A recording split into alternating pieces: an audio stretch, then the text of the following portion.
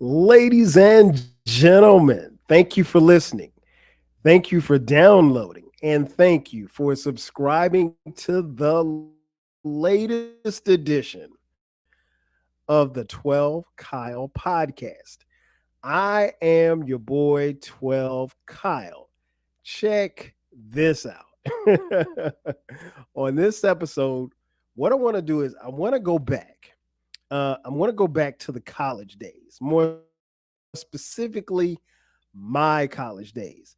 Um, as many of you know, or maybe you don't know, I don't know how you would know at this point, but maybe you might be a new listener.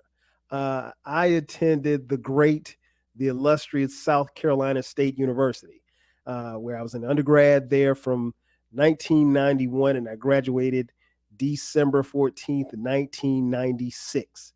Yeah, it took me 5.5 years to graduate, but damn it, I got it done. um, if you're familiar with this podcast, you know that I talk uh, always glowingly about my university and my times there because it was great times. Plus, it was the 90s. We wilded out in the 90s. We had a good time. But I came to this specific episode because my wife and I, Sharice, we were having dinner the other night at the steakhouse, and we were just talking and just kind of reminiscing or whatever. We met in college, and so I married my college sweetheart, if you will, and we've been married at the time of this recording 23 years, right? So we were talking, and I said something to the point of like, remember when we couldn't afford to like even dream about going to a restaurant? And we kind of laughed because when you're in college, you're broke college kid. At least I was a broke college kid. Now I'm a broke adult. I'm not independently wealthy like some podcasters that I know. Shout out to Germ, and Dolomite and Baylor, and he liked me, but I digress. Um, but yeah, we were talking, and it just kind of reminded me of the times that being a broke college kid or whatever like that. And then I started thinking about like some of the places that we went, and some of the places where I went and ate and partied, and it didn't really cost a lot of money. I It's been a minute since I've been in a club, but I would venture to say, and this is just a guess, I don't know because I haven't been in a club in 2023, right? But I would venture to guess that it probably costs more than $5 to get in a club wherever you go to clubs at. I mean, I don't know what city you're in, but I'm gonna take a wild guess. I don't think wherever you party it costs $5. I think it's probably a little bit more than that right now. But that was the beauty of being in college. You know what I'm saying? Things were inexpensive. So what I did was the conversation kind of spawned me into this thought process of this particular episode of some of the best places to eat and party at while in college. Now, every college is different. If you go to FAMU, which is in Tallahassee, if you go to Howard, which is in DC, if you go to, I don't know, the University of Michigan, which is in Ann Arbor, your experiences might be a little different. And you know what? What I would do is I would like to implore all of you, especially my fellow podcasters, uh, do this episode. Tell us where you ate and where you partied at and how much money you spent. I think it makes for a great episode. But anyway, I digress. So I'm going to give you my top five. But before I give you my top five, and these are in no particular order, let me give you some honorable mentions. Uh, honorable mention. Um, this place called China, and all of these restaurants are in the city of Orangeburg, in Orangeburg, South Carolina, where South Carolina State is located. South Carolina State is located in Orangeburg, and right next door is Claflin University, which is basically we're separated by a fence. Um, so first up, and these are in no particular order. One of my favorite places to eat, this place called China Kitchen. It's on Chestnut Street in Orangeburg. China Kitchen was always dope, man, because like they had this shrimp fried rice that was crazy. The shrimp fried rice was impeccable. One of the best places I've ever had shrimp fried rice. And the thing that I love about that was that like they used to give you this little red sauce. I don't know what the name of the red sauce was. I used to call it blood. I used to call it blood sauce. I'm like, yeah, let me get some shrimp fried rice and some blood sauce, and then they'd always look at me crazy when I say that. But yeah, man, I love that place, and I'm not even. I'll be honest, I'm very picky because I ate at China Kitchen so much. I'm very picky and very particular about where I eat Chinese food. Like I don't eat everybody's Chinese food. I'm just saying. But they had the best shrimp fried rice ever. Um, the next place, and ironically, China Kitchen, if I'm not mistaken, is still open to this day. So that means they've been there at least, gosh, at least 25 plus years, right? Um, the next place is no longer here. It was a burger joint called Central Park. Now Central Park was that was on, I think it was Highway 301. I think that's the name of the street. I I don't remember names of streets that well, but Central Park was really really dope. They were kind of on the they had, I mean, really good thick ham, and I'm a big hamburger fan. Really good thick hamburgers. Um, and Central Park was one of those places where you could get a hamburger just about any time. I think they might have closed at like 4 o'clock in the morning or something like that. The fries weren't that good. The fries were kind of trash actually, but the burgers were on point. Um, the next place was probably my favorite burger. I'm not gonna say probably. It was definitely my favorite burger joint in while in college, and that was Cruisers. Cruisers was also in Chestnut Street, and it's no longer here. Man, listen, Cruisers. I don't know what was better from Cruisers, the hamburgers or the lemonade. They had the best. I mean, like the lemonade would make you want to slap your mama. No lie. No lie at all. And the burgers were crazy. I mean, like Five Guys ain't got nothing on Cruisers. Cruisers hamburgers were the shit. I Cruisers would close, I think, around 3 a.m. And so we would always like make that mad dash to Cruisers. And here's the funny thing, like Cruisers was so good that the later it got, the more cars you see in line. Like it was a burger joint, and so I don't even think there was an inside. I think it was. I want to say it was. I can't ever remember. And maybe somebody who went to school with me will probably tell me. Could we sit inside a cruiser? I've never sat. I don't think I ever sat inside a cruisers. I always went through the drive-through, but it was a true burger joint through and through. Um, the next place that I loved to eat when I was in college was also on Chestnut Street. It's a place called Shoney's. Shoney's is a breakfast bar. Um, but I mean, you could go there anytime. But I mean, Shoney's was known for their breakfast. Shout out to the homie Danny Foxworth. He knows about Shoney's.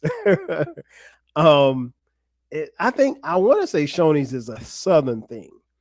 To my knowledge, I think Shoney's is still open in Orangeburg. I'm not really sure because I was there for homecoming this past homecoming season. But I don't remember driving past it. And I don't, in fact, I didn't drive past it. So I'm not sure if it's still open, but if you ever get a chance to come to the South and you see a Shoney's, go in there. The breakfast is crazy. Um, and then another honorable mention, the Shrimper. Oh, that was on what was that? What street was that? Calhoun Street. Calhoun Street. The Shrimper was this fast food seafood place. Um, listen, I used to eat at the Shrimper all the time. I hardly ever paid for a meal at the Shrimper though, and the reason being is because my boy, my man Mo, y'all know him. He's been on here several times and hosted with me. Um, Mo actually worked at the Shrimper, and between Mo and my boy Robbie Wilson, let's just say they gave us food. I think the statute of limitations up. I hope so. If the statute of limitations are not up, then all of us going to jail. But they would give us free food. So um, I would call Mo. I'd be like, hey. I was like, I'm coming through about 9:30. He was like, all right, and he make a little box or whatever like that. I drive around in the back, and I stick my hand out the window. He'd give it to me, and I take off. Yeah, Shrimper was it was dope. I think the Shrimper went out of business, and that might be one of the reasons why. But the Shrimper was dope, great food. And the last honorable mention is Substation 2. Substation 2, to my knowledge, is still open. It was a sub place. I used to always get the number 13, man. Number 13 every single time. And it's a great great place to eat a sub. I ain't really do Subway back then. But I mean the subs were cheap too. So that was another good thing too. So yeah, those are my honorable mentions. Now for my top five, and these are no particular order. First up, no, and I think I did put them in order. So coming in at number five, Duke's Barbecue. If I'm not mistaken, Duke's was on Chestnut Street as well. Duke's Barbecue. If you want some barbecue back then, man, listen, nothing was touching Duke's. I don't care about your Kansas City barbecue. I don't care about your Texas barbecue. I don't care about your Louisiana barbecue. I don't care about none of your barbecues. Nobody was touching Duke's Barbecue in Orangeburg, South Carolina. Number four, Mr. Wings. Mr. Wings was a, it's kind of hard to describe. Mr. Wings was a guy who had like this little trailer, and he actually set up the trailer at the back of our campus. So it was kind of technically on campus. And you could go to Mr. Wings, and I kid you not, on Monday nights, we would go to Mr. Wings for like uh, the Monday night special. And I mean, like you get like 10 wings for like $2. 10 you get 10 wings, fries, and a drink for like 250. And this was like 95. I mean, man, you can't beat that. There's no place in the world where you can get 10 wings for $2 right now. I don't care. And that doesn't exist these days. But Mr. Wings was really, really dope. So he's coming in at number four. Number three, the legendary Brown Derby. If you ever come in, the Brown Derby is no longer. I think Duke's Barbecue is still around. Mr. Wings is no longer around. Brown Derby, I'm sure, is no longer around. But Brown Derby in the 90s, man, listen, you could not come to Orangeburg, South Carolina, and not go to Brown Derby. It was the place to be. If you were going to see any celebrities, and there weren't a lot of there weren't a lot of celebrities to be seen, but anybody and everybody went to the Brown Derby at least once. If you went to South Carolina State University or Claflin University and you never went to the Brown Derby, then I don't believe any of your stories. Like you didn't live, you didn't go to school. I'm sorry, that's just a staple. Um, Number two, on Calhoun Drive was a place called Quincy's Steakhouse. Quincy's Steakhouse was an all you can eat steakhouse, kind of like the Western Sizzler, I guess, from back in the day. Um, love Quincy's. Quincy's had these big dinner rolls that were incredible. Probably the best dinner rolls. You literally, and they kept giving you the dinner rolls over and over and over. And the reason being that they give you the dinner rolls and the sweet tea, and then you get full and stuff. But it was a buffet. It was a steakhouse. It was not a steakhouse like you might think, but you could pretty much get just about anything in there. And I love going to Quincy's. Quincy's for us would be like I mean, it could be someplace where you would take a young lady on a date, honestly. Um, Maybe not that, it's not a prestigious place, but I mean, it's someplace you go on a date. And then number one, which is near and dear to my heart, it was on Russell Street. The place is ice cream place called Dairy O's. Dairy O's is the shit. Um, I spent many a dollar at Dairy O's. Sharice and I spent a lot of time at Dairy O's.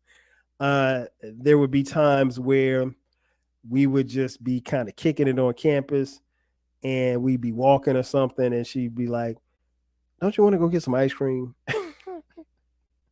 I'm like, "Man, I don't want no ice cream." And she'd look at me, and then, with those little googly eyes, and I'd be like, "Come on, girl." And so we get in my car and we go to Dario's, and we spent a lot of time at Dario's. We would go get ice cream and then walk around. Sometimes we go to the park. Good times. And Dario's was relatively cheap. And for anybody like myself who loves a good milkshake, or I'm a big fan of strawberry ice cream, Dario's had the best ice cream in the world, in my opinion. Um, so yeah, there you have it. My top five: Duke's Barbecue, Mister Wings at four. Number three was the Brown Derby. Number two, Quincy's, and number one, Dario. Now I will implore anybody that went to South Carolina State University, any of my classmates, any of my friends, any of my teammates, if you see this and you disagree with this, let me know. If you've got a better list, hit me up. I won't tell you that you're wrong. I won't tell you that you're right either, but it's always good. Maybe there's some place I'm missing. Maybe there's some place I didn't visit. But honestly, in Orangeburg, wasn't really a whole bunch of places where you could go eat, to be honest.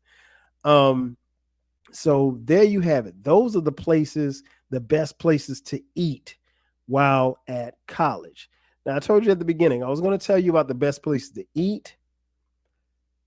Now I'm going to tell you about the best places to party. And these are in no particular order. First up, the first place is probably the first. Well, there's no probably. It's the place where I went to my first college party, and that is Duke's Gym. Not to be confused with Duke's Barbecue. Duke's Gym was located on our campus. Um, Man, so many memories of Duke's Gym.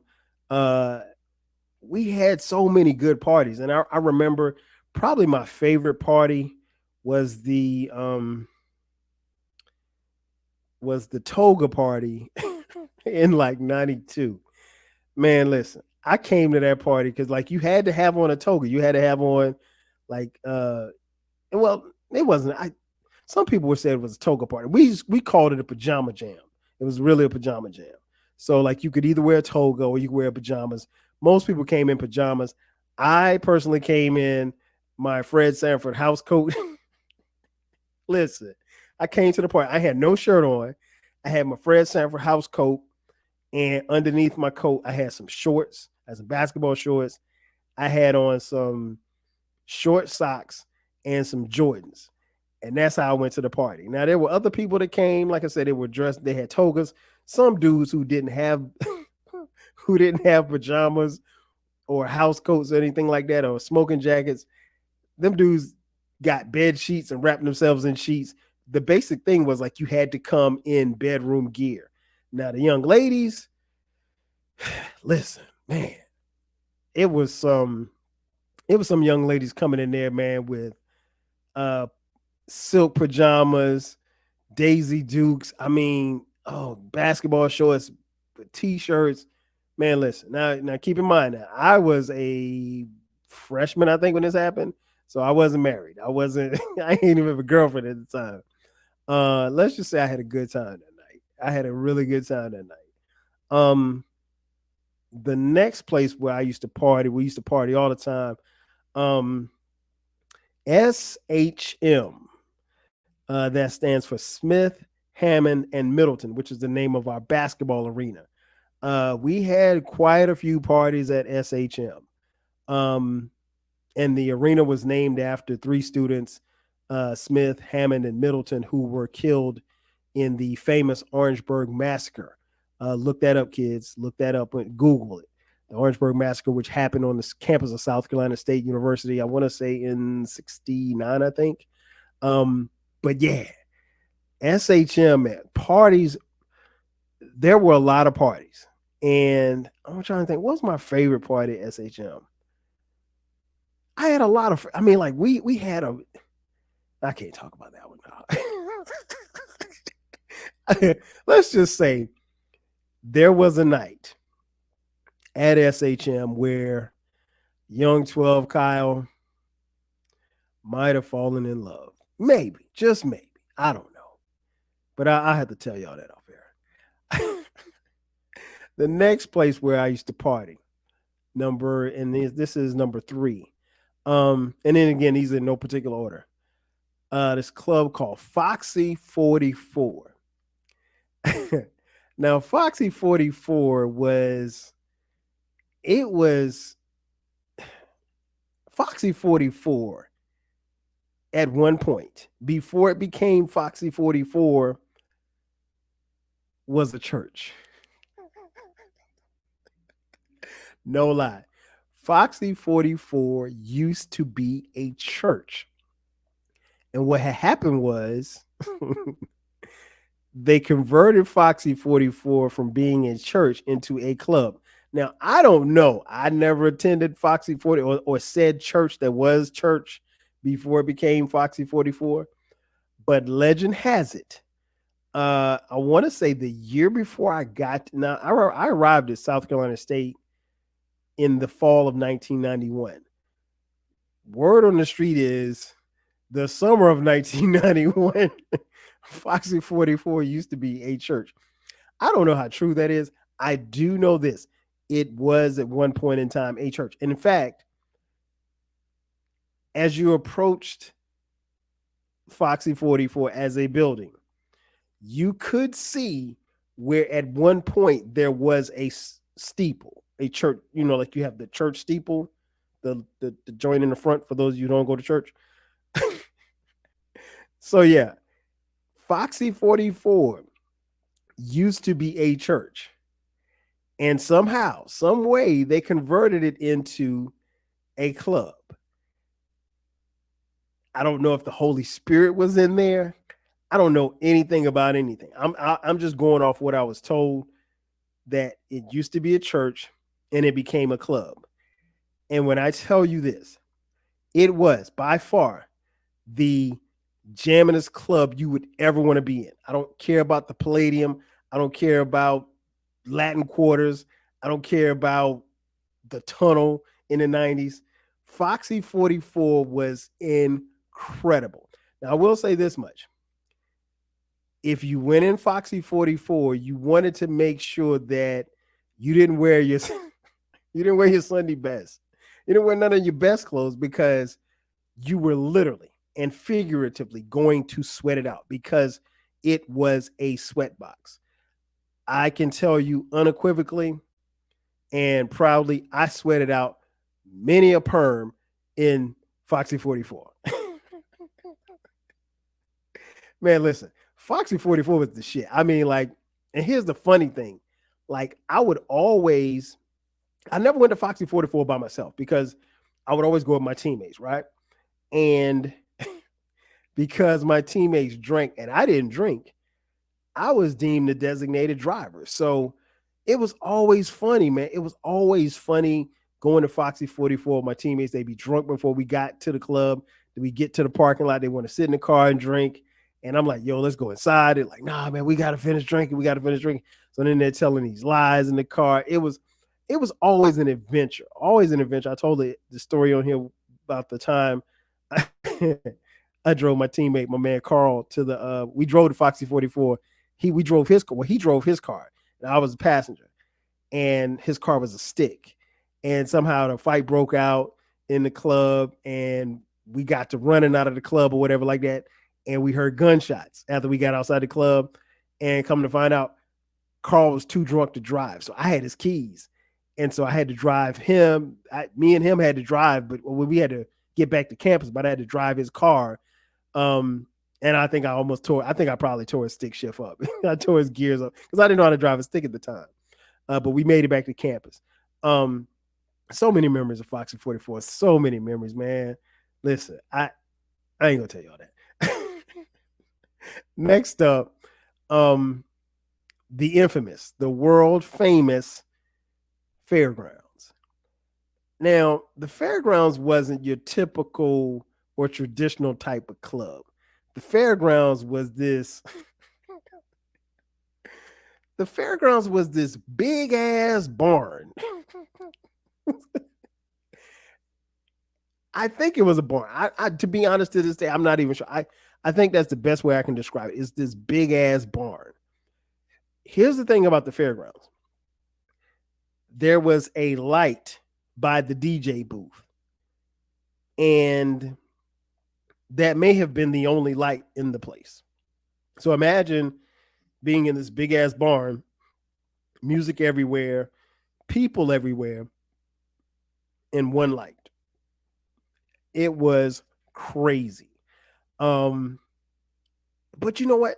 I always had a good time in the fairgrounds. The knock on the fairgrounds for me was you couldn't see shit in there. Like you literally like there would be there were spots in the fairgrounds where you could go and you literally could hold your hand in front of your face and you couldn't see your hand. It was just that damn dark. And again, this is like 92, 93. Nobody got no cell phone. So we don't have no, I mean, unless you bring a flashlight in there. Um, Favorite memory from the fairground actually didn't even include me. Uh, a few of my teammates, because I played football in college, a few of my teammates got into a fight with some Kappas. Well, you know what? I can't really say it was a fight because they really beat the shit out of all the Kappas. Shout out to the Kappas. Hey man, it is what it is. I'm sorry, fellas, that y'all got your ass kicked, but you shouldn't have started it. um, and last but not least, probably definitely one of my favorite places to be, period, was the Silver Spur. Um, yes, that was the name of the club, the Silver Spur. Um, the Silver Spur, the Silver Spur is near and dear to my heart. The Silver Spur was probably the club. That was the first club where I would actually go. It's funny because like Sharice and I would go. She would go with her friends. I go with my friends, or I drive and she'd ride with her friends. But like we never like went. Even when we were dating, we never went to the club together. We would always go with our friends, and then like the end of the night, she'd ride home with me. Um, but man, I remember like even before we started dating, and this is funny. It never failed. Picture this. It's 1995. You got young, strong, black young men who play football. So we're fit, we're in shape, right? All it would take, all it would take was for you to get a bead of sweat on your forehead. As soon as you got a bead of sweat on your forehead, every dude would take their shirts off. So, I mean, you got you, and myself included, I ain't even gonna lie. And I mean, like back then, I mean, I got like a half a muscle right now, but back then, I mean, I was like muscular because okay, we playing football, muscular, abs, you know what I'm saying, just cut up, and the ladies loved it.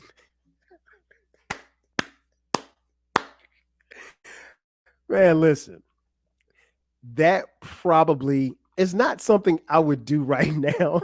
Obviously, even if I wasn't married, there's no way I'm taking my shirt off in the club. But every teammate, even some of the big dudes, they would take their shirts off, and they really probably should have kept them on.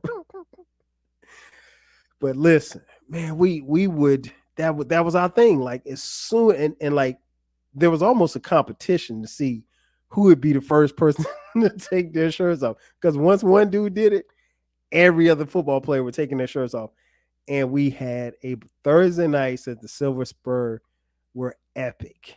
That's all I can say, man. Epic. A lot of great memories. Like I said, Sharice and I spent a lot of time there as a couple. Even before I met her, I spent a lot of time. That was my spot on Thursday nights. There were times where I would go party on Thursday nights, and Fridays I wouldn't do nothing. But Thursday night, Silver Spur. If there was a party at the Silver Spur, I was there. Like I wasn't. It didn't matter who was DJing or anything. Like you had to be at the Silver Spur. That was the place to be. So yeah, we to say we got it in, to say I got it in would be an understatement. I mean, like, and here's the thing, like people always say, oh, especially when you tell them where you're going to school when you're a freshman, when you're a high school senior. Oh, you're going to South Carolina State? Oh, that's a party school. Shut up. Every school's a party school. You don't think they were partying at Clemson? You don't think they were partying at University of South Carolina? I know they were. But I tell you what, they weren't partying like this. I will put, and sometimes, man, I really wish, and maybe one of you can help me and assist me with this.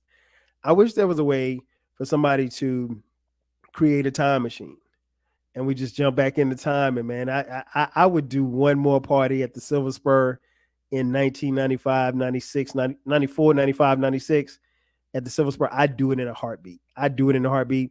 I come out my shirt, I sweat out a perm or two. I do it all over again. It was that much fun. And that's what college is supposed to be about. I mean, don't get me wrong. I didn't just party and just play football. I got my work done. More on that on another episode. But it was fun. And that's what it was all about. And it helped, mold me into who I became or who I have become. But those humble times, those times of remembering, you know, it's one thing to go to a really nice restaurant now and enjoy a nice meal and have some wine with your wife.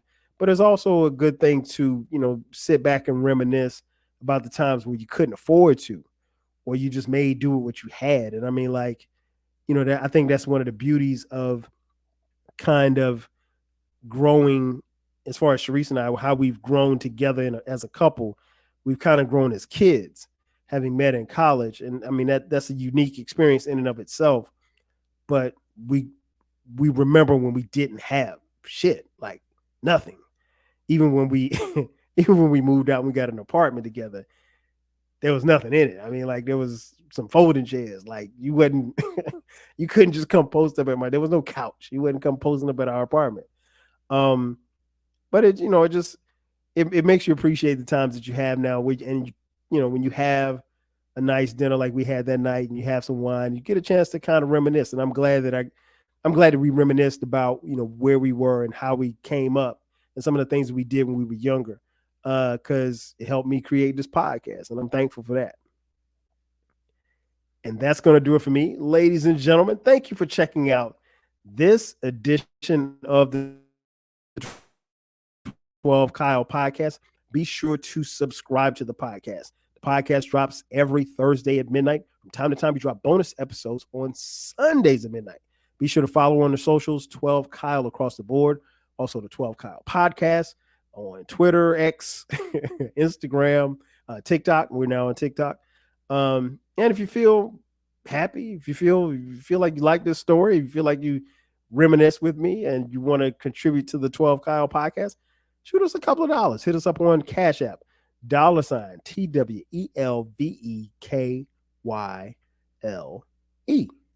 Again, that's going to do it for me. I am your boy, 12 Kyle, and this has been another edition of the 12 Kyle podcast. I'll catch you guys next time. 5G.